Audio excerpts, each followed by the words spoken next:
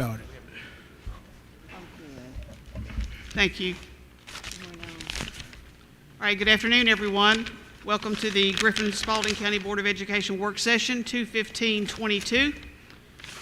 And if you would please place all electronic communication devices on silent or vibrate at this time. And I'm going to have Mr. Doss do our prayer and Mr. Holmes lead us in our Pledge of Allegiance, please. All right. Let us pray. Father, Lord, we just thank you for this day. We thank you for the gorgeous sunshine. We thank you for the opportunity, Father, Lord, to be able to do the business of Griffin Spalding. We thank you for these presentations and all the work that is going in to this school system. We ask, Father, Lord, that you continue to give safety and protection, Lord, in the midst of this pandemic to each and every constituent, student, teacher, employee, and we thank you for that. In Jesus' name, amen. Amen. Let us pledge. I pledge allegiance to the flag of the United States of America and to the republic for which it stands, one nation, under God, indivisible, with liberty and justice for all. Thank you, Mr. Doss and Mr. Holmes. Ms. O'Neill, we appreciate you being here today, and Mr. Shepard couldn't be here today, so we appreciate you being here for him. Good to see you. I'm going to have Mr. Brown do our announcements, please. Thank you, Madam Chair. February 21st through 25th, Griffin Spalding County School System President's Day and holiday winter break. Tuesday, March 1st, Board of Education meeting, GSCS Boardroom, 216 South 6th Street, right here where we are at 6 p.m. That concludes our announcements, Madam Chair. Thank you, Mr. Brown. Excuse me, Madam Chair. Yes, sir. We omit the adoption of the agenda. Just want to make note of that. Well, thank you. Okay. I don't even know how that happened. All right, well, let's go back up to number 2. We need to adopt the agenda. So moved, Madam Chair. All right, we have a motion. We have a first. Second. And we have a second by Mr. Doss. All in favor, please raise your hand. All right, 5-0. Thank you. Thank you, Mr. Holmes. I'm sorry about that. No problem. We do? All right, we do have an item for executive session to discuss employment of personnel. So at this time, do we want to go into executive session So currently? moved. So moved. Is that the will of the board? All right. Do I have a second? All right, all in favor? All right, please raise your hand. Thank you. 5-0. We'll go into executive session and we'll be back. Thank you. Let's do it.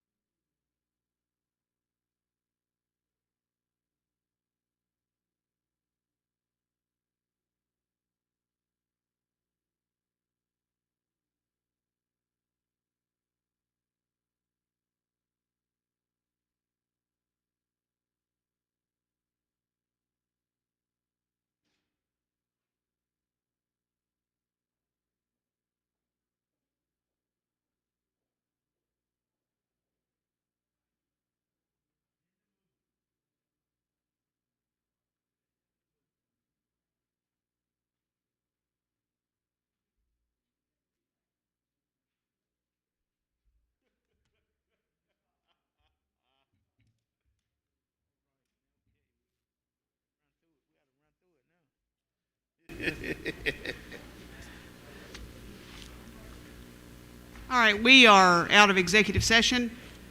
Do I have a motion to come back into the general session? So moved. Moved by Ms. Cook. Do I have a second? Second. Second by Mr. Holmes. All in favor, please raise your hand. All right, we are back in session. Thank you for your patience. Next thing on the agenda would be the consent agenda items. Madam Chair, make a motion to approve the consent agenda. I'll second. All right, we have a motion to approve and a second. All in favor, please raise your right hand. All right, 5-0, thank you. Next on the agenda would be presentations and discussions. First up would be Ms. Judy Battle regarding the salary study for classified personnel.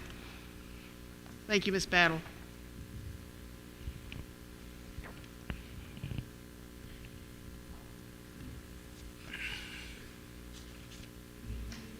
Good evening. All right.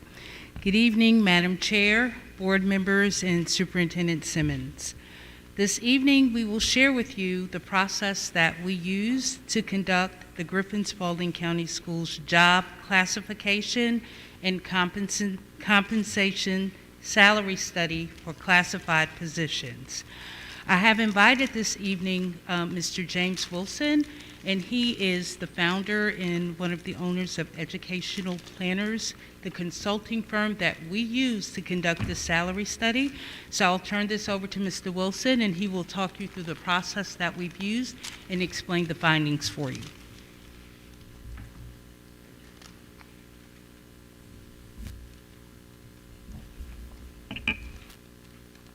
Good evening.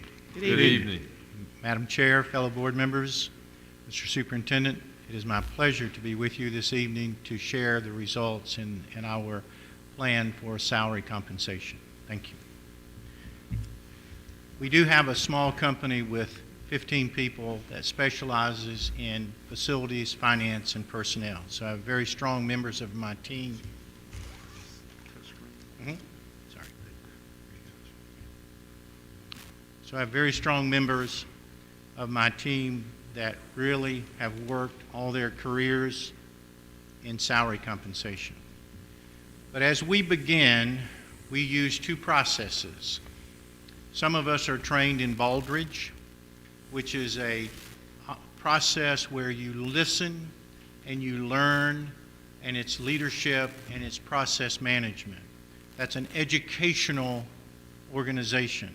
In addition to that, since many of salary compensation studies are more business related, like classification and the classified personnel, we also have a person that works with us who is trained in Lean Six Sigma. And the importance of that is that in Lean Six, it really looks at business processes. Where are we now? Where would we like to be? And how are we going to navigate to get there? And so that's the premise that we use to start a classification and compensation study. We use those processes that we've learned, and you'll hear me in my presentation every now and then say, these are processes that we looked at. So then my compensation people work to make sure that we do several things in the purpose of a salary compensation and classification study. We want to make sure that what we present to you, you can attract and retain good employees. We want to make sure that we look at position control. We understand that there are times school districts and businesses need to look at salary compression. We consider a lot of things. We want to make sure that what we do consider, we present you something that can be within your budget. So we ensure internal and external equity and competitiveness. And I think that you were given our executive summary, so I'll kind of briefly go through that a little bit. But as you can see in the executive summary, our first steps are to data request and fact-finding.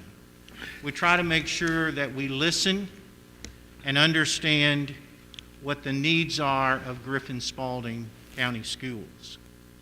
We then go through a process of making sure that we're gathering the comparable and market data. And at the beginning of this, we determined through administration here that we would look at 5 school districts for comparables. And those 5 districts are around you where they most likely compete with you for positions and employees.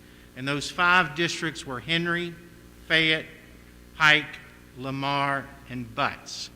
And when we did that, we realized we may need to expand our approach just a little bit to ensure that we're doing enough to make sure that we're competitive and that we can really look at all of this. So we added Rockdale and Newton.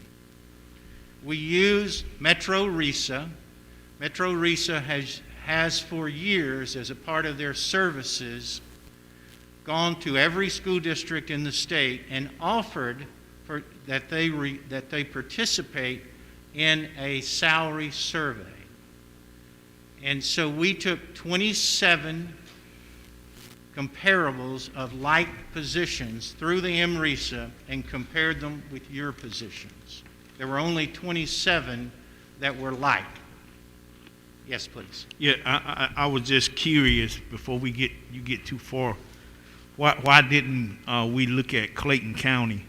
What was your rationale for not including Clayton County as a part of this study? And maybe we should have, but the decision was made that we would do those 5 first, and that was a joint decision between administration and my team. We did expand it on to those other 2 districts, and so I can't really answer as to why we didn't choose Clayton. But yes. Board members, one of the things that we took into consideration was the considerable size of Clayton. Right. As you know, the larger the size of a school Right. organization, the wider the breadth of their compensation capacity. And so we did not want to create a false positive by including a system that was 4, if not 5 times our size, and try and create some type of threshold to match that, knowing that we wouldn't have the fiscal possibility of doing so. Right, I understand that, we're not trying to match a Clayton County. We don't have the economical resource to even touch that. But, Henry County is just as compatible to Clayton County. But I was just curious because we lose people to Clayton County. So I was kind of wondering. With regards to the school systems that people leave Griffin Spalding to work in, Clayton would be one of those, and we did leverage Henry's size and with regards to the FTE. Mm-hmm. Newton and Rockdale on the same side were closer to our size, one of them being in our RESA. So we wanted to be able to be highly competitive both in the RESA as well as in districts of comparable FTE. Okay, all right, thank you. Yes, sir. And Mr. Superintendent, thank you for helping me with that answer. And the importance part is that when you do comparables, you do get comparables, so you know where you stand. So in these comparables, you ranked in those 27 positions, you ranked in most cases 3rd. So you weren't at the top, but you weren't at the bottom. And so that puts us in a position where we try to take, okay, so what is it going to take to improve? You're already in 3rd in most of those 27 comparables. So then we take a look in developing compensation strategy and salary schedules. And that's where my compensation people come in. I have 2 that work in detail, and we looked at every single classified position that you have. Not the number of employees, but the number of positions. You obviously have more than 1 bus driver, you have more than 1 clerk, you have more than 1 plumber. So we looked at all of those, and our goal was to make sure that we could put you in a position to be highly competitive. Because remember, the first purpose that we looked at was trying to make sure that you could attract and that you could retain good employees. And we've all been around, and so we've seen times when we were in a recession where there were more employees than we had, there were more needs, there were more people than we had needs, and now you are really in the other position where you have a real need to be able to recruit and try to put yourself in a position that when you get them, you can keep them. So then we get basically to taking a look, and we did this, we gave the district 3 options. And one option was to simply use a percentage between each step, 2%, 5%, whatever it may be, but a percentage. The second option was to set a set amount, so each position would get each step X number of pennies or X number of dollars. And then the third option that we had was one where you might need to front load the positions because the positions were so in need. And by front loading, I mean that you put a higher salary in the front than normal to try to attract beginning employees so they'll come. So you'll outpace some of your competitors. A front-loaded salary usually catches up to the employee as it moves through.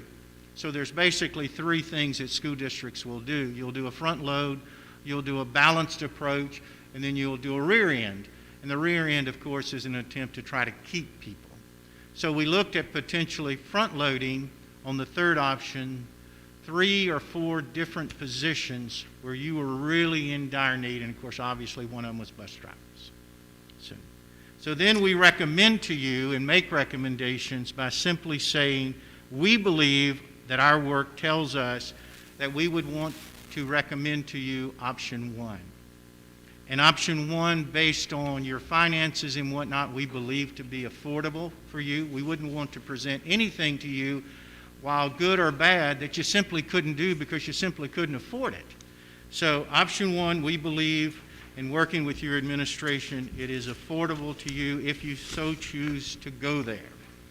And the last piece is implementation. So all of this work that we've done, all this work that your administration has done, puts us in a position to give you these type of recommendations and comments. But the last part is the most important part. So now that basically the work is done, you have a lot of employees that you want to communicate with very professionally. So we give a few examples in implementation. To draft a letter to employees informing them that there is a classification and compensation study, so they don't hear about it at the water fountain. So after you present this, it's good to communicate with your employees. The other draft letter that we recommend is a letter going to those employees that are affected where they might be receiving an increase. And then there's going to be a few employees by existing salary schedule that they might actually take a decrease, and of course we're recommending that you freeze that until they catch up. And then the fourth letter, or another letter, is simply saying that based on the results there are no changes in your salary. The reason we recommend that is it is real important to communicate with your employees when you start affecting their salary. And so work is good. We've enjoyed being with Judy, and before her, Stephanie, and all of the folks that we've worked with in the superintendent's cabinet. Very professional, very allowing us to work with them and provide us with information that we need in order that we will be able to do this type of report. We do the comparables. We look at all the other documents in other school districts. Well, obviously, we have to work with you. So we congratulate the superintendent for everything that he allowed us to do with you and be with you. And this, for the most part, is our report. Or do we have any questions, board members, for Mr. Wilson? Yes, I have one. I'm asking this from, I know there's employees who wanted this question asked. What's the timeline on this? I can answer that from our perspective, and then obviously the superintendent would Okay. need to either say, Wilson, shut up, or No, whatever. you go ahead, bro. Go ahead. We would obviously recommend that you start this in the beginning of a budget season and not try to implement it, say at first semester or second semester, or October or February or something like that. We think you should operate it, implement it at the beginning of a fiscal year so your budget can have it from the beginning. Okay. That's understandable for me. So if you want to add, Mr. Simmons, you go right ahead, but I understand that answer. No, sir. Board members, as I shared with you previously, we began this work with the sole purpose of being able to include it in the budgeting process. I had Mr. Jones share with you at our last board meeting the timeline for the budgeting process. For us now, the next steps are trying to make the decisions with regards to what we can afford and sustain moving forward. Our belief, much like has already been stated, we will look to implement whatever we do in the new fiscal year. Good. Do we have the data available? I realize we didn't put it into this report of knowing, like if we came in third in a particular position, who was outranked us in that position? Yes, sir, we do. Okay. We do. We have that. We will leverage that.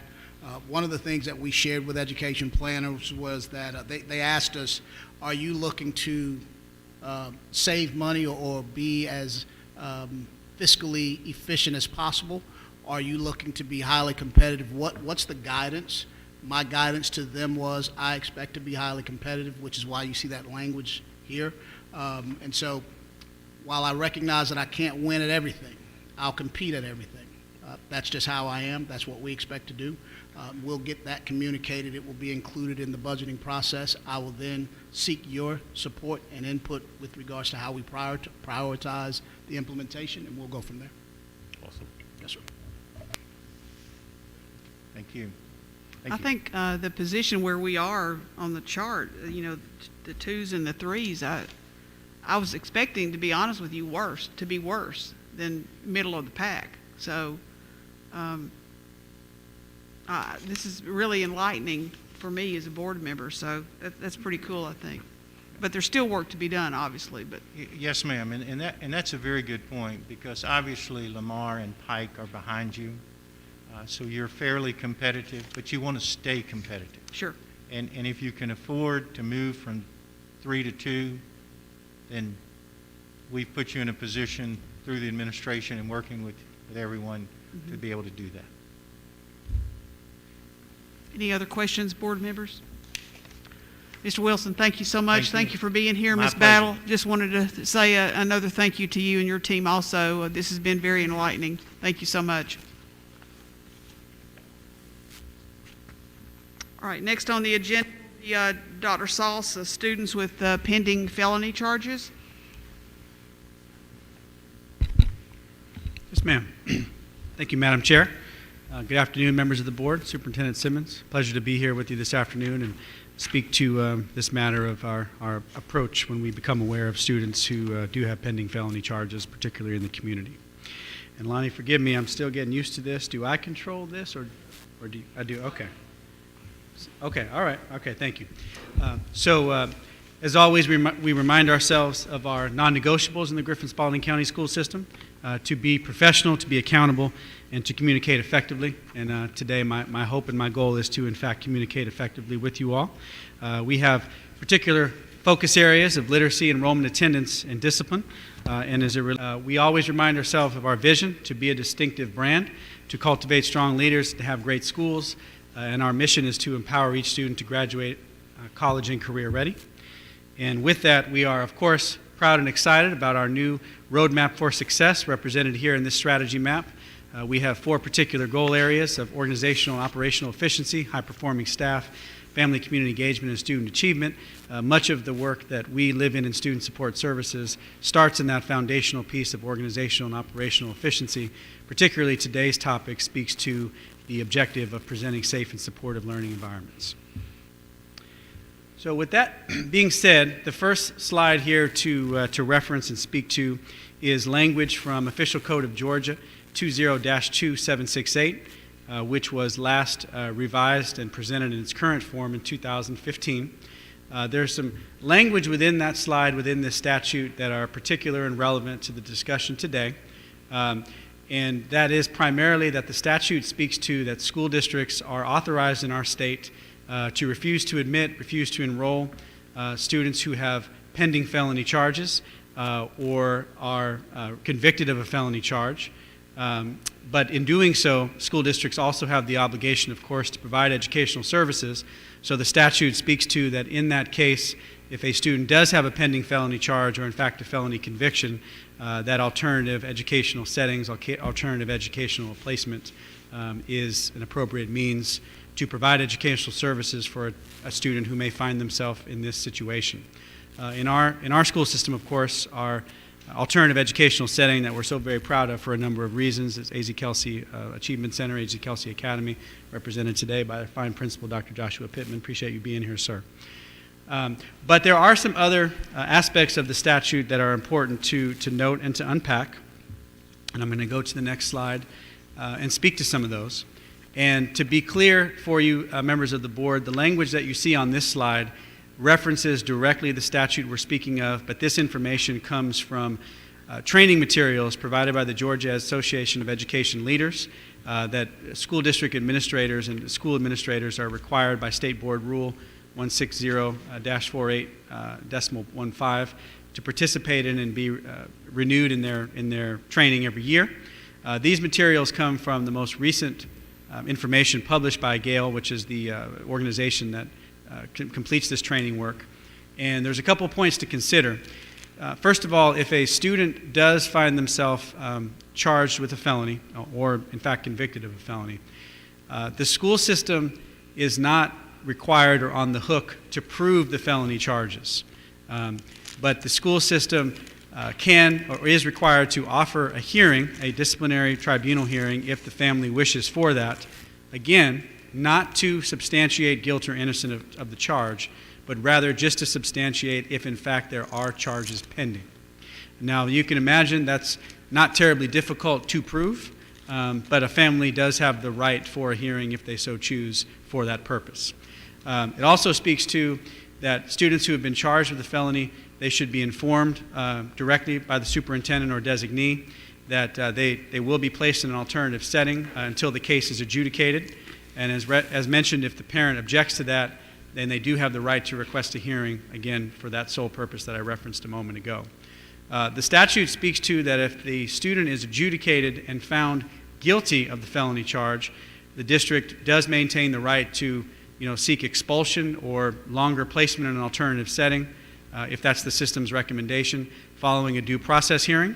That would be a different due process hearing for a different purpose, now to determine consequence for that felony conviction, as opposed to in the previous information I offered about just substantiating if charges are pending or not. If the charges are dismissed or if they are reduced to less than a felony, the statute does speak to that the child should be immediately permitted to return to their home school and leave the alternative setting if, again, they're placed in the alternative setting due to these pending felony charges. So wanted to speak to that as well. One other thing I'll offer on this and transition to some other content is I've had several conversations personally with Dr. Jimmy Stokes, who's the trainer that GALE employs to offer this training around the state. Mr. Holmes, you've referenced him before. I think you know who I'm speaking of. And what he spoke to and what was referenced this spring and summer in these trainings is that they learned that school systems around the state in many cases had some different understanding or some different approaches and application to this statute.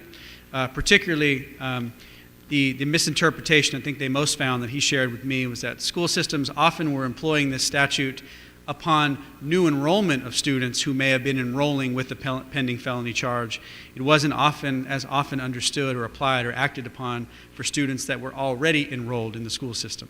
And as Dr. Stokes shared with me and what was covered in the training this year was that they made a commitment to re-emphasize, review, and go over in more thorough detail this statute in the trainings that occurred this past spring and summer in anticipation of this school year.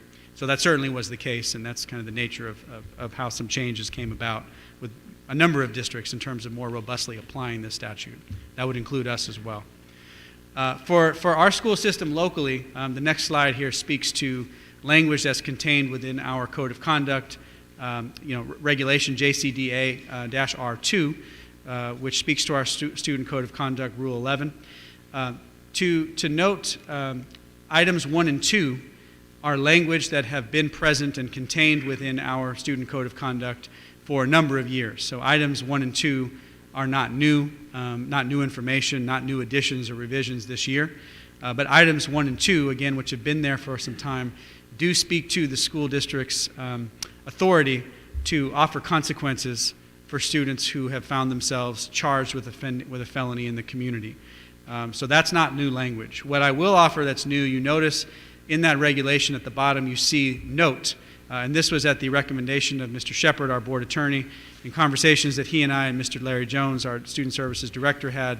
He recommended that we go the route of adding the note that you see at the bottom, which was added in August of 2021, August of this school year, which, as you see in that note, speaks to some general steps, some general approach that we take as a school system when we become aware or to become aware of potential pending felony charges in the community. So some of the language you see there references our open lines of communication with law enforcement.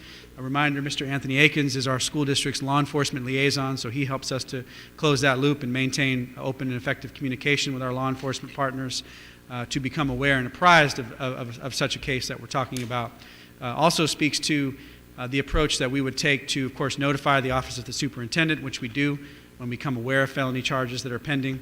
Speaks to the collaboration that we seek to execute between the Student Services Department, the homeschool leadership, and Dr. Pittman's leadership, so that in the event that students are transferred for this circumstance pending the felony charge, that it's a successful transfer, that all parties involved have the information, the understanding that are needed to best support that student while they're there and to allow for and facilitate a successful transition.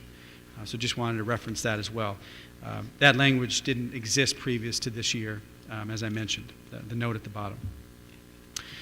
So the next slide speaks to much of what I just said, kind of unpacks further, like the approach, the process that we take. But quickly, again, in a nutshell and for brevity, as our department becomes aware of these circumstances, we have direct communication with the Office of the Superintendent, direct communication to discern the nature of the charges, to understand exactly what happened as best we can, given the information that's available. Direct communication occurs with the family regarding their right to request a hearing if that's what they so choose. And again, I talked about the collaboration and the communication that occurs between our department, the school leadership of the homeschool, and Dr. Pittman's team in the event that a transfer is made in this case. Last thing I'll speak to, and obviously members of the board want to take questions and comments you may have, but just to give you some data that pertains to this year in particular. I hope you'll understand that we certainly can't speak much more to individual cases, to be sure, but did just want to give you a visual of what we're aware of and what's been addressed at this point in the year. There are 4 such cases that are relevant to this discussion. You see a listing of the felony charges that we're aware of. One such case, a felony charge of aggravated assault, we did become aware was reduced to affray, which in a legal sense is fighting, which was not a felony. So in that case, that student was returned to the home school. But this does give you an idea of such cases this year that we're aware of, so that you have a little bit more information. So I've shared a lot in a succinct period of time here. I certainly want to pause, see what questions or reaction you may have from members of the board and additional clarity I might be able to offer. Dr. Sauce, I just have a couple of questions. Yes, ma'am. For example, how is our school system, let's say I have a student coming in from Tennessee next August, how do we know if he or she has a felony? It's a great question. The best answer I can give you, Ms. McDonald, is there is no surefire, uniformed way in all cases to answer that question. What I will offer is that the current law in our state requires that if students transfer from district to district, that all appropriate records are provided, right. Including discipline, attendance, enrollment history, academic records, etc. It's also spoken to in different statute that school systems are required to provide all relevant information to the receiving school district, including this kind of information. Mm-hmm. We find in our direct communication with other districts in these circumstances that there's often very healthy collaboration and communication about such matters. So as the other school district is aware, there's typically not much difficulty at all or delay in providing that and passing that on to us. Sometimes what that's looked like is personnel at another district making us aware that they think or they presume or they've heard information about a pending felony charge with such and such jurisdiction, which we then, of course, have reached out and contacted law enforcement agencies to verify whether that was true or not.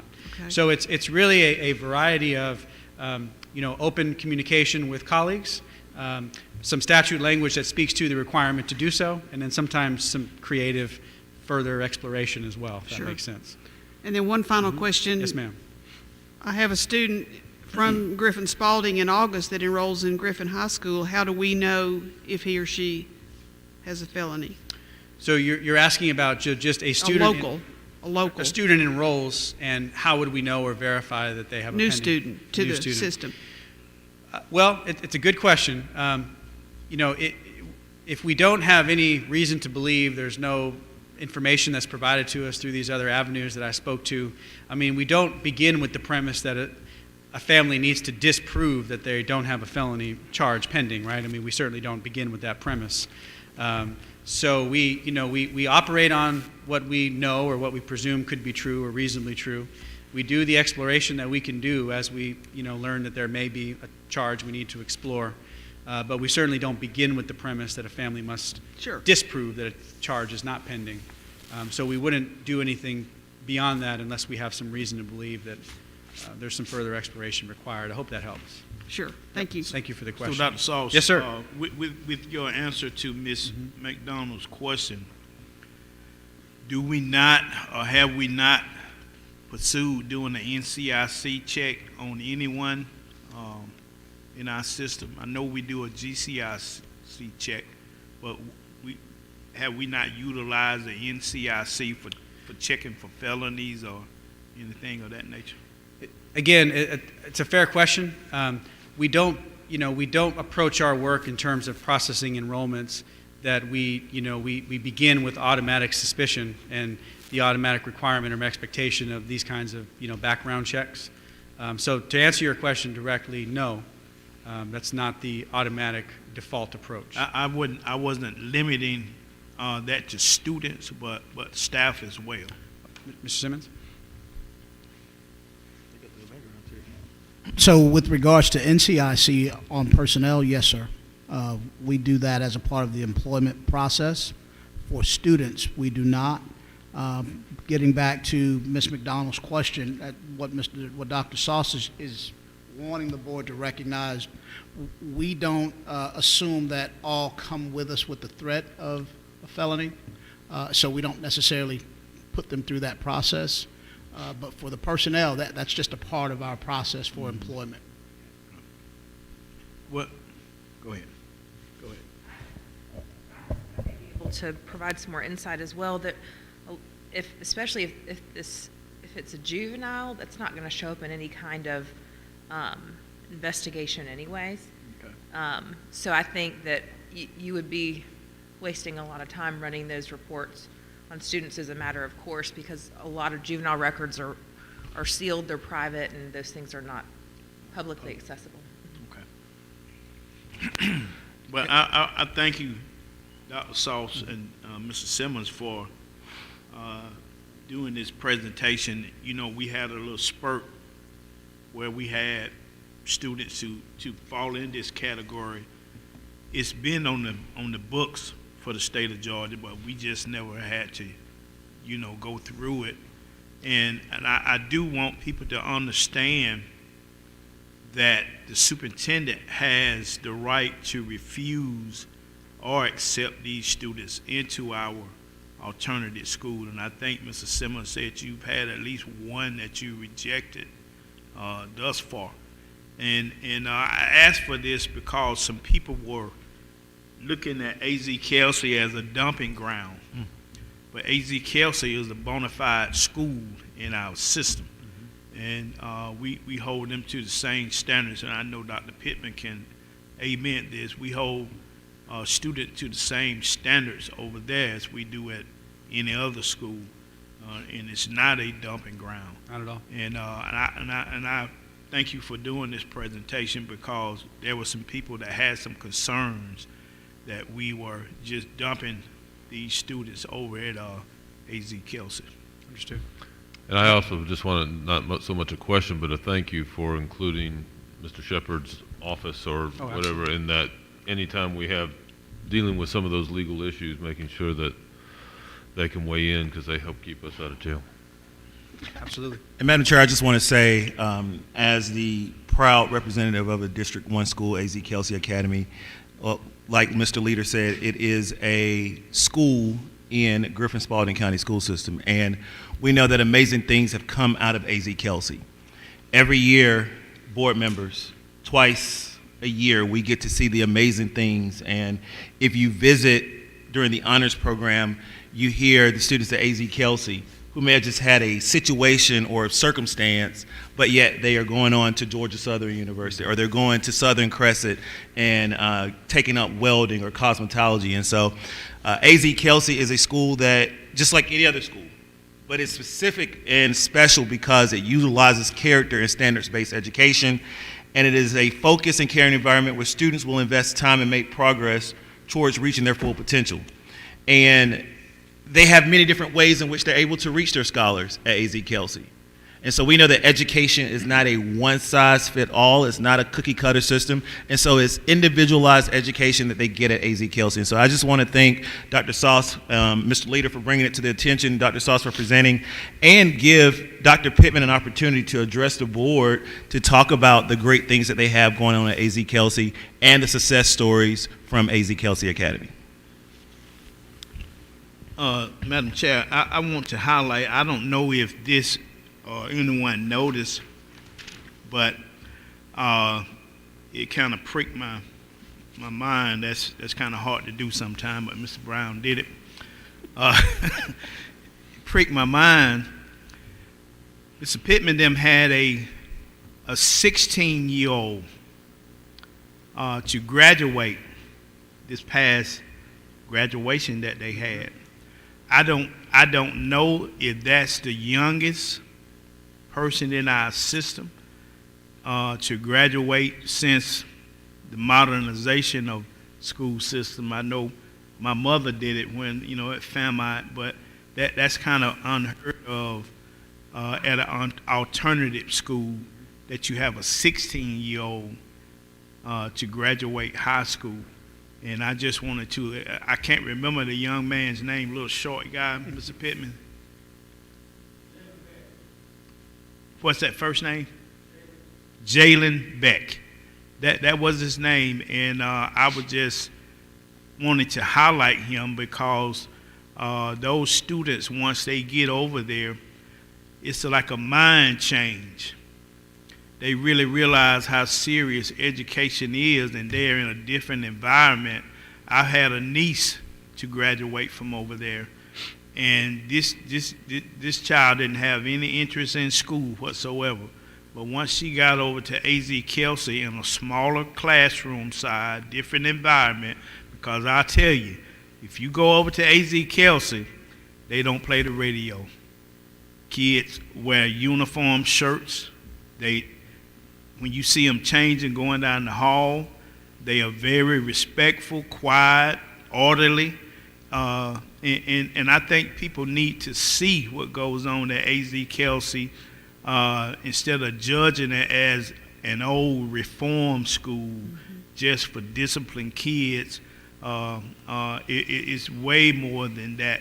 And I'm acknowledging this because one of our past board members, Ms. Delaney, was very passionate about A.Z. Kelsey and the implementation of A.Z. Kelsey because she believes, she's a past educator, and she believed these kids deserve a second chance. So I just want to thank Dr. Pittman and his staff for what they do over there and acknowledge Jalen because I was so proud of this young man. At the age of 16, he graduated high school. That's awesome. Awesome. Thank you, Dr. Sauce. Dr. Pittman?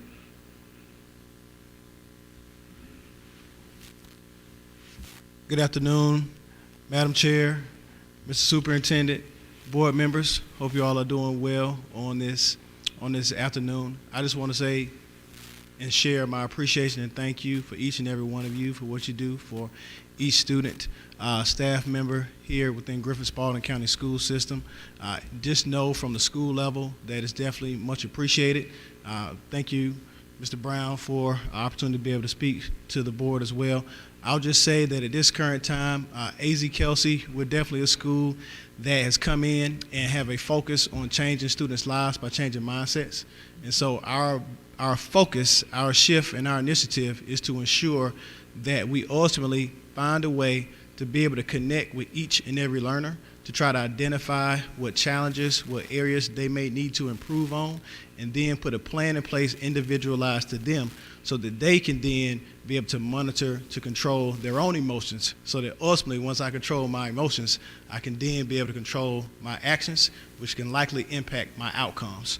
And so that's our focus, that's our shift, that's our initiative. I can tell you that each and every opportunity that we can to celebrate students, whether it's with our PBIS, Positive Behavior Intervention Supports, just this past week we have students that are able to go out to our gymnasium that we share with Mainstay, but then during certain select time periods we give them an opportunity to kind of have an outlet, maybe play basketball, do a few fun activities with their teachers, as opposed to just only being in the classroom. So we do have those opportunities for our students. As some may have alluded to, with our graduations, we have had opportunities to be able to recognize our students each semester. I will encourage you, some of you have already been out to some of our awards programs that we have each semester for our academy students, and then also for our achievement center students as well. And so I'm just saying thank you for the opportunity that you've given me to be able to share with you some of the great things that we have at AZ Kelsey. I can tell you that it's not possible without our staff members. And so as we continue to move forward, we're very selective in how we go about our processes with the school and with our students that we put in. But when we do get them into the building, we want to ensure that they have a safe and secure learning environment, and that we're providing just a culture that embraces high expectations for students and staff. And so again, I'll give appreciation to our superintendent, and then also to my supervisor, Ms. Lindy Pruitt. She stays with me day in and day out, and so I'm very appreciative of the supports that we have to continue to grow and progress as a school. So thank you. Thank you, Dr. Pittman. It's good to see you.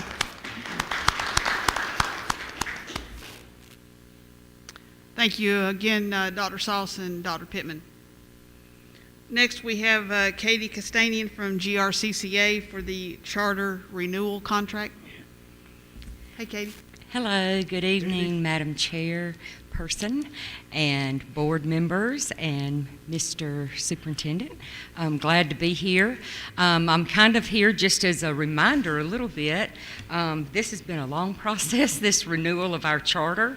As you may remember, I came to you earlier this school year to ask for your approval to have an extension. We began the charter renewal in 2020. Every 5 years, any charter program or school in Georgia has to go through a renewal. We began our process in 2020, and we finished up in the beginning of 2020 with our certification visit that we got glowing reviews, and then about 3 weeks later, we all went home for the pandemic. And because of many things that happened during COVID, as well as our system going through a superintendent change, a change in leadership, that was why we asked for the extension. We were granted the extension in June, and it will, in July, and we have until June to send our renewal. I'm here tonight to let you know that you will have a copy of the charter renewal, the contract, and any additions that have been made. It's mostly in our incentives and our number that we want to reach, but you have that to look at. I'm available at any time if you have questions about that. And then I'm going to be back next month to hopefully get approval of that new charter, and we can submit it to the state. So are there any questions at this time from anyone on the board that I could address?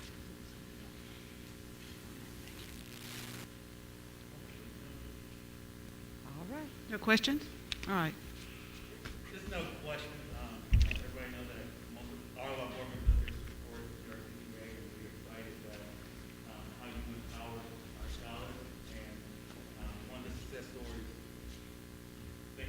one of the success stories that I think about is Breasia Flint, who served as a scholar clerk, who left GRCCA and literally entered Georgia Southern as a sophomore. So full support here. Thank you for what you do for our scholars and as you support surrounding counties as well. Thank you so much. And Breasia, she was a great student. I remember her first coming to sign up, so she was a great student. Is it fair for us to expect the same progress and improvements that have happened over the last 5 years? We sure hope to. That's what the aim is. Awesome. Your ears probably burn every day, because if I can talk about GRCCA to anyone that will listen to me, I do. It's a great place. I wish I had those options when I was in high school. I think a lot of us do. Right. Thank you so much. Thank you. Thank you, Ms. Katie. All right, next we have Mr. Akins, Policy EBH, Leasing and Renting. Thank you, Madam Chair. Board members, Mr. Simmons. As you know, the district has been going through policy review over the last several months. So tonight, the district is presenting the revision of Policy EBH, Leasing and Renting, for first read. The board and district are collaboratively reviewing and updating all board policies. And Policy EBH, Leasing and Renting, is being revised to provide clarity and efficiency to the language. Tonight, the next steps would be that the district will post the revision of Policy EBH, Leasing and Renting, on Assembly to receive input from board members and stakeholders for 30 days. The policy will then be brought back the next board meeting following the 30-day period for second read and final adoption. This is true for this policy and all policies that will be presented to you tonight. So at this time, are there any questions concerning Policy EBH? No questions? Okay, thank you. And Policy IKD, School Ceremonies and Observances, Mr. Akins. Yes, ma'am. Once again, the district is presenting the revision of Policy IKD, School Ceremonies and Observances, for first reading. This policy also, IKD, School Ceremonies and Observances, is being revised to provide clarity and efficiency to the language. Those are the changes to IKD. Any questions, board members, about this? None here. All right, thank you, Mr. Akins. Thank you, ma'am. Mr. Akins, I to compliment you and our superintendent. Ms. Barbara Jo Cook and I interviewed with the assessment team yesterday, and this was one of our questions. And I think me and Ms. Cook knocked it out the water because of this process that we have, that you come and we review policies periodically throughout the year. And it was like they were hearing something like that for the first time. And I didn't know if Ms. Cook saw me smiling, but I felt like a real champion being able to say what I told them. So I thank you all for this process. Yes, sir. Thank you, sir. I would ditto that. All right, next we have Dr. Tiffany Taylor with Policy IC, Curriculum Philosophy. All right, good afternoon, Good Madam afternoon. Chair and board members. And so tonight, I am presenting Policy IC, Curriculum Philosophy for revision. And I'd like to give a little bit of background. And so Policy IC, as we know, was adopted in 2017. That was in response to the curriculum audit that was completed in 2016. At that time, this policy was to guide the development of our curriculum, which we referred to as RCD, Rigorous Curriculum Design. The regulation that went with that policy guided Policy IC, and it outlined the timeline in which we would complete our curriculum development. In reviewing this policy, it is noted that all units that were on the timeline to be created, they have been created, they have been implemented, and we continue to revise those for English, language arts and reading, mathematics, science, social studies, and the select elective courses. That is a continuous process. It is necessary that the curriculum continues to be revised annually. And so the proposed changes that you see here to policy IC, it streamlines the policy so that it reflects our philosophy of how we want to develop and to continue to review and deliver the curriculum. I would also like to note that RCD is a design. We have affectionately called it our curriculum, but I stand tonight to remind us that RCD is a design. It is not the curriculum. RCD, though, it includes at current engaging scenarios, performance tasks, unit assessments, instructional strategies, and interventions. And so, this year I have presented to you, I came before you with the comprehensive curriculum feedback survey that we engaged all of our teachers in and stakeholders. That was followed by focus groups and committee meetings. The survey did highlight some desires from our teachers and our administrators, and I'll highlight a couple of those. It was asked that we reduce the number of tasks that would allow more time for instruction. It highlighted the need to revise assessments and align those more tightly to the standards. It highlighted that many of the identified instructional strategies and resource links were no longer available for teachers. You will hear in a moment a proposal for a policy that will guide our adoption of some instructional materials to support classroom instruction so that we no longer have those issues with links. These recommendations have been included here in the policy revision, and so moving forward, policy IC would stand to outline more of the philosophy of the curriculum. It does remove regulatory language that is relative to the roles and responsibilities of individuals. It also removes topics that are covered in other policies. To give you an example, the tested curriculum that can be found in policy II that currently exists, and equity that is mentioned in policy JAA, equal education opportunities. And so I also propose, board, that we change the name of our curriculum to reflect the curriculum rather than the design. If you see paragraph 2, it references the instructional frameworks. And so instead of rigorous curriculum design, the policy uses the language of framework. This is more in line with the Georgia Department of Education, which our Georgia Standards of Excellence are adopted from. And so the language of the standard or the frameworks at the DOE level is frameworks. So at this time, are there any questions? No question, Dr. Taylor, but does your computer have any more red ink? I think I used it all, sir. Yeah, I think you used it all on this one. You just went on this thing down. Yes, sir. Actually, I mentioned this yesterday to the cognitive people. I said, we're going through a policy right now where everything was just like, read it out. Okay. Dr. Taylor, I just wanted to publicly thank you for touching base with me yesterday. This has always been an area of concern for me since I've been on the board. The name change is incredible. We all know why. And I just wanted to publicly thank you, and I enjoyed our conversation yesterday afternoon. Thank you. And we are going to include reading. Yes, ma'am. Which is part Reading. of English language arts, but Right. in this first read, we can certainly make that adjustment. Yeah, one of the questions I had for Dr. Taylor is why did we not see reading involved with all of the other curriculum? And I think that's important that our state, obviously. Yes, ma'am. How is this going to be conveyed to our teachers? Obviously, this directly affects them. Absolutely, and so we will continue the committee meetings.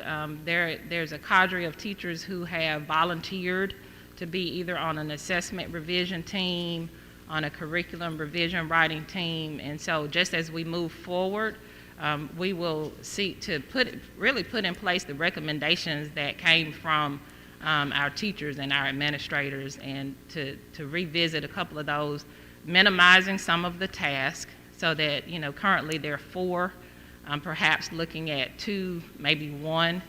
That is important as we want to give more instruction time back. We don't want to lose the rigor of the instruction, but that will allow teachers a little bit more flexibility to be able to add some creativity, so to speak, and not be tied to 4 tasks. We feel tasks are important, but we have found in particular as we adjust the curriculum due to the pandemic and unfinished learning that our direction just needs to go in a bit of a different way.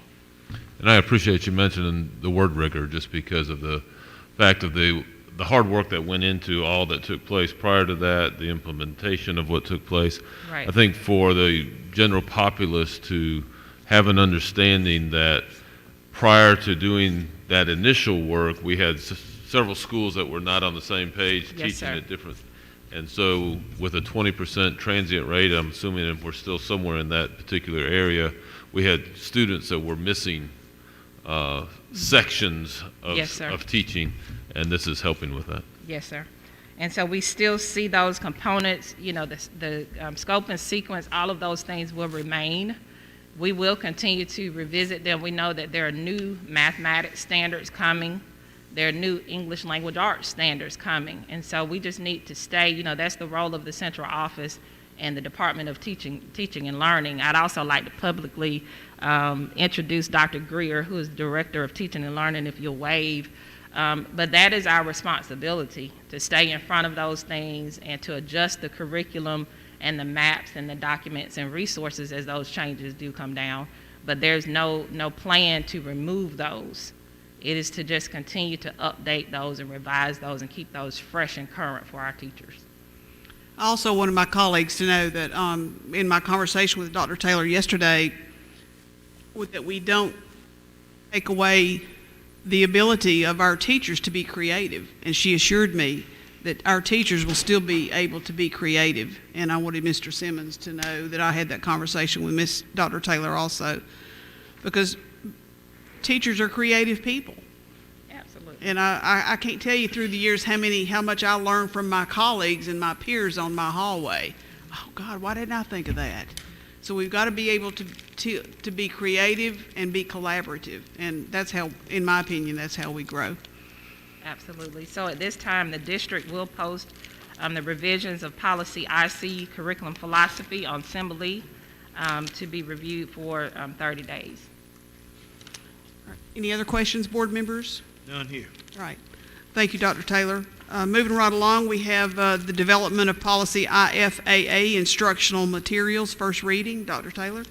And so for policy IFAA, I do not have as much of a narrative to give, but what I will share is that policy IFAA is not a current policy that we have, so this would be development of a new policy, and it directly supports the work of IC. And so at this time, the district will post policy IFAA, instructional materials selection and adoption, on Assembly to be reviewed for 30 days. Okay. Questions? None here. All right. Thank you, Dr. Taylor. And to wrap up, we have the map and accountability update. All right, and so I will close this afternoon with going over our winter map, which is measures of academic progress. We do give this assessment 3 times per year to kindergartners through 10th grade, and this is our second administration. So I'll share some data with you and then also talk about some accountability updates. All right, so today I will try to communicate as effectively as possible, just to share with you just the current data that we have. You will hear about literacy, you will hear also about math, and we will talk about some of the actions that we're taking to move some of the results that we want to see. We do feel that MAP continues to allow us to empower our students to graduate college and career ready. And this ties directly to the goal area of student achievement. And so I am about to share with you some MAP results. And so when you see the MAP results, I'll go ahead to this slide. And I know that you're not new to MAP, and I will just point out that this particular chart, we look at achievement norms, that is in the last column. Those achievement norms lets us know how our students or how students perform on this particular assessment nationally. So we are able to look at our students over the course of winter 2019, 2020, and then look at our students in 2021 to see how they are performing as compared to like students. And you see the achievement norms there on the end. I would point out to you that we are, in a sense, comparing some apples to oranges. We're making an apples to orange comparison. When we look at 2020 to 2021, because our participation rate did suffer. Do know that there were students who were affected in some ways by the pandemic, and so we even noticed that some of our better or higher performing students were students who tested, so we just have to look at that in context. I would like to point you to a couple of grade levels that we're keeping our eyes on, and so if you look at, if you look at the second grade, fourth grade, and sixth grade, those particular grade levels grew farther away, or they performed farther away from the norm. To say that differently, those are grade levels that did not perform as well. We do know that kindergartners and first graders take their assessments with a read aloud function. We're using math right now, so that is a difference that we also pay attention to. But you will see that the second grade group, as I move on to reading as well, you see the norms all the way to the end, and then you see our achievement data for the winter 21-22. And what you'll see here is that our second grade continues to be farther away from the norm, along with fourth grade in this particular content area of reading. And so the coordinators and the executive officer, Ms. Jewell, who is here, Dr. Greer, we have continued to work with second grade, that the teams of teachers, extended learning and providing additional opportunities. What's unique about the second grade group is that this is the group that we feel has been most impacted by the pandemic. So if you track them back 2 years when the pandemic started, when they were in the kindergarten, they were in the pandemic, and then first grade, and now we're seeing some of those deficits show up in second grade. So we have a really keen focus on that second grade group, both in math and in reading. And that the Ording-Gillingham is the program or the approach that we're using to address some of those reading deficits or gaps that we do have. Okay, moving forward, this just shows you the performance in a different way. And so this is growth. And so the goal on these growth charts is that you want that blue bar to meet the top of the diamond. That's the goal, is that you want the blue bar to meet the top of the diamond. The diamond represents the projected growth, meaning that's how much we want the student to grow at that given point in time. And then the blue bar, that is the observed growth. So that's how much they actually grew. And so to point out a couple of things on this particular slide, if you look at language arts reading, which is the top visual there, I'll point you to fifth grade. So in fifth grade, what we saw is that those students grew at the 52nd percentile compared to students. If we desire to get to at least the 50th percentile, and so that group of students did grow compared to like peers to the 52nd percentile. And here, this displays that they grew more than what they were projected to grow. I will also say that projection or growth is not the same as achievement. We know that the more a kid grows, they will grow, and they're growing positively towards achievement, but this is not the same as achievement. This just shows that a student did grow. I have to bring your attention to eighth grade. Those students grew at the 48th percentile. They did meet the projected growth. And then in grades 9 and 10 in reading, we saw a little bit of negative growth or decline in our 9th and our 10th grade students. We continue to monitor that. We're making some changes immediately with our instructional focus time, as well as looking at some things that we can do next year as it pertains to the block scheduling. Let's look at math. And so again, you see that fifth grade math group is doing or is growing at a higher rate, so to speak, than their peers. They also grew in fifth grade math at the 52nd percentile. And then I'll point you back to eighth grade as well. Those are the two grade levels that met their projected growth. Yes, sir. So one of the questions that I have, sorry that was out in the other presentation, but this one is,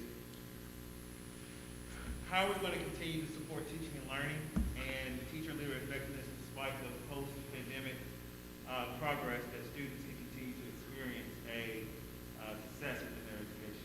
Absolutely. And so some of the things is, the executive officers as principal supervisor coaches. That's one of the main tools that we have now. And so they're in the schools daily, working with principals, walking with principals to observe teacher practices that we need to change so that student practices can change. We're constantly looking at the data and making on the spot, so to speak, adjustments. When we talk about in the area of reading, the Orton Gillingham Teacher on Special Assignment has been out in schools. There was a group of administrators out in schools today so that they could learn together what to look for in a K-2 reading class so that we can continue to support teachers.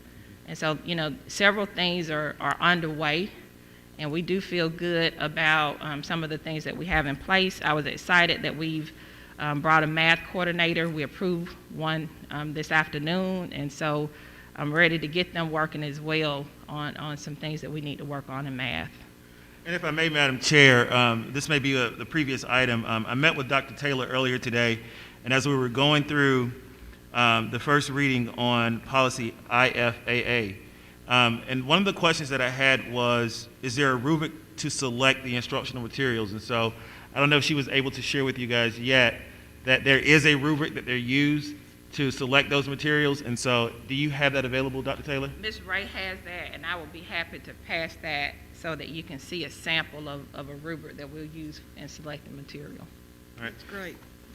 And then my last one, as you're still up there, and it deals with teaching and learning and teacher and leader effectiveness, would be the committee. I know you said that it's not limited to, and we talked about what the committee should look like. Having a prepared professional on the committee that is leaning towards becoming a certified educational practitioner, and also having the parent liaison involved in that process. Because even through the rigorous curriculum design, we leaned heavily on that department to be able to get the information to the parents.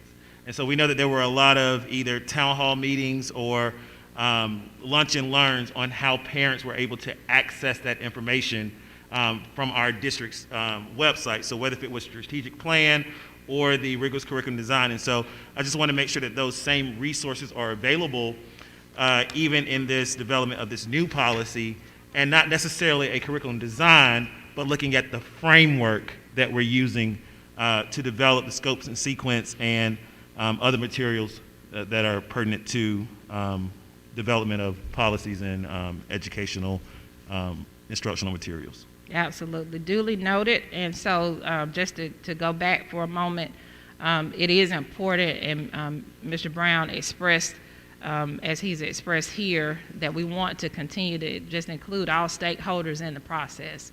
And so if we could have them on the committee, that would give us some more information in terms of, what do they need from a parent perspective so that we can address, even our growth gaps, achievement gaps. So that's duly noted.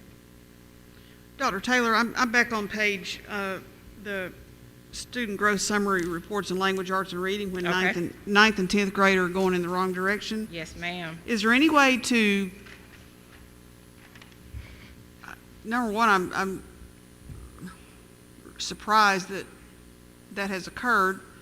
I'm sure there's a lot of reasons we could fill this room up with as far as to the reasoning. Is there any way to identify particular students Yes, ma'am. and then go back and, I know that's a lot of work.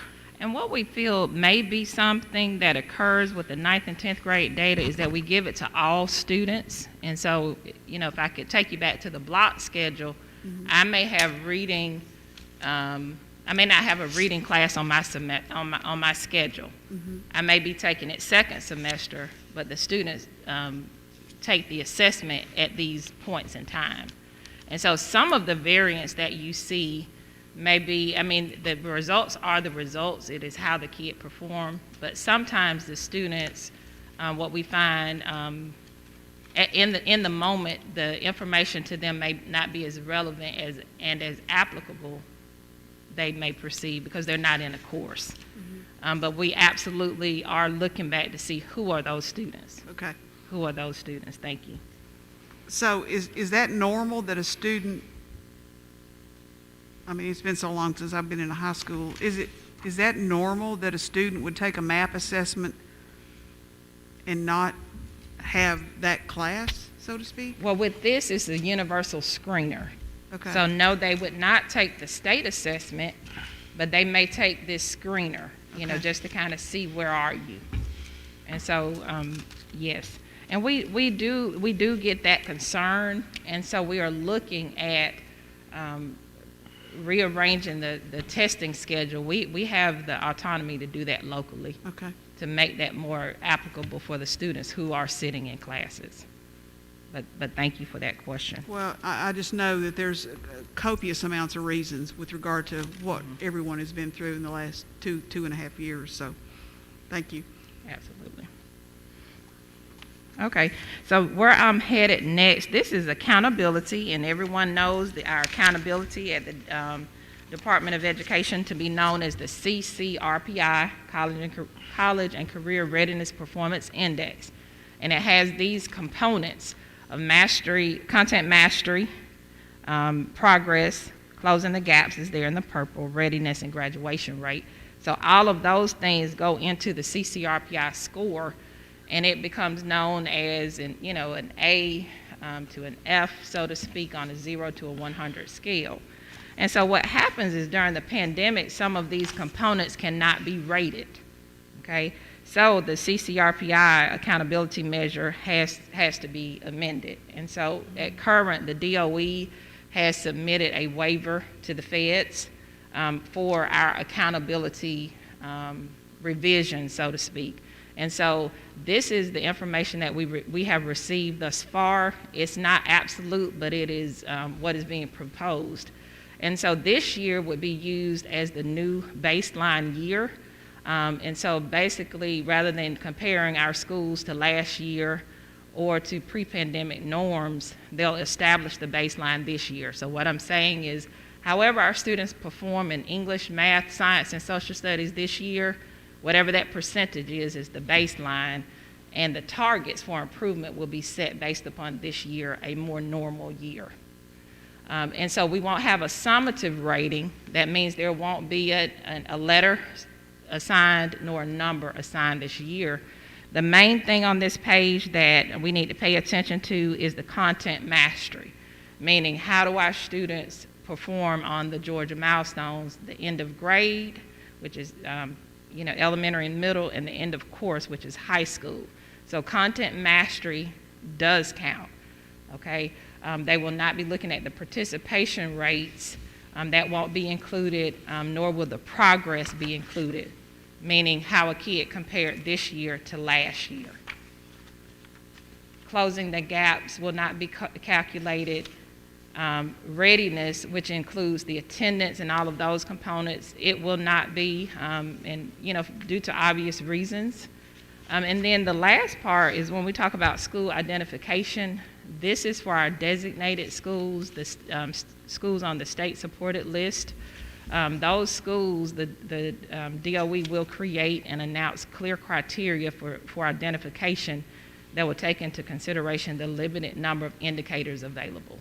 And so what that is saying is that we're just holding steady with the designated schools that we have for this year, reestablishing a baseline, and then they'll re-identify after this year. And as I recall, the CCRPI index, the mathematical formula has changed I think now for the fourth time in the last 4 years, maybe 3 years. And our stakeholders need to realize that when they go to the web and they look up CCRPI, that because of all these changes, there is no clear baseline because the state changed how that is calculated, and it's very confusing to our stakeholders. So I just wanted to bring that up. That's not always the be-all, end-all, is my point. That is correct. And so that concludes my update on MAP and the accountability. Are there any further questions that I may answer? All right, thank you. I appreciate you all. You have a good afternoon. Thank you, Dr. Taylor. Thank you, Dr. Taylor. Yes, sir. Does Ms. Owens fall under you? Yes, sir. Okay. By way of federal programs. Pardon me? By way of federal programs. Yes, okay. I was just curious because I wish there was a way that we can get parents involved and get the resources that she has available. She does a whole lot. She and so does like you a whole said, lot, and yes. I asked her for something to help a third grade parent, and I thought she brought me everything she had. She had a crate, full of stuff, and I said, Ms. Owens, I didn't need everything you had. She said, Mr. Holmes, this is just a small portion of what I have. Right. And she was telling me she can't give the stuff away. Yes, Wow. sir. And I just wish that our parents and those that are concerned about issues with their kids and reading, because we all know how important that is, that they would take advantage of the resources that's available through our system. And I just wanted to clarify that she was working with you in some kind of way. Yes, sir. But that was kind of shocking to hear. She has all this free stuff, and she has it all packaged up by grade level, and she's ready to come and give it away. And, That's right. I don't know how we can get parents to take advantage of it, but I just had to make mention of that. Okay. I certainly will follow back up with that, but you are absolutely correct. We have lots of resources available, and we will continue to work to bridge that gap between school and home. All right, thank you. Thank you, Dr. Taylor. All right, board members, information items in your packet would include the monthly facilities and maintenance report, and then the construction renovation progress summary. I just have a couple of questions from my good friend, Mr. Ballard, in the back. Mr. Ballard, we still have 17 custodial openings. I hope that number's gone down. Nope. 7 maintenance position openings. Sir, we still have 17 custodial openings and 7 maintenance openings.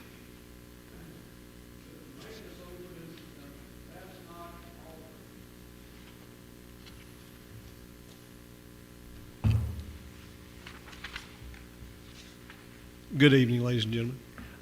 On the maintenance side of things, we were over the last month, we're able to hire the 2 plumbers. So now we have 2 plumbers on staff, which has been a blessing. We're making good progress. Good. And then we still have really, as far as that one goes, in otherwise in maintenance, there's one more HVAC position that's still open, but otherwise we're kind of holding steady there with some of the work-based learning students that we have working, and kind of offsetting some of that and supplementing our help with that. Right. Yeah, I'm just a little concerned about the custodial openings because, I think all of you know in the room, I'm real big on being sure our schools are clean and under the conditions we're working in them. It's a little scary. I don't think I've ever seen the number that high. Yes, ma'am. It's definitely a concern. That's actually what Mr. Harris and I were back there referring to, is just the concerns between that and bus drivers and what some Bus drivers to help in buildings like we did at one time. They're not at the moment now that they're back with their running routes and stuff, and he's short on the bus driver, so they're filling in for other events and stuff as well. So, Okay. no, ma'am, I think actually we have one that's still kind of doing it, but otherwise, no. Okay. How are the results with the temp agencies working? Is it just hard to? It's very slow right now, and you know when we talk to them, it basically comes back to the rates and what rates are for other jobs they can get around town doing other basic stuff. That's why we did the That's salary That's study. a isn't it? struggle. We're going to Thank fix you. that. I think we're committed. I know I'm committed to doing that because it's just, in the days and times we live in, it's just very important that we do that. Thank you. Thank you. Anything else, board members? No, ma'am, nothing here. All right. All right, we stand in adjournment at 6:05 p.m. Thank you for coming. Thank you for being here today. Oh, I need a motion, sorry. Motion. Second. Third. I did really good up until the end. All right, we have a motion to adjourn. Motion by Mr. Holmes, a second by Mr. Brown. Is that correct? Sure. All right, thank you. Thank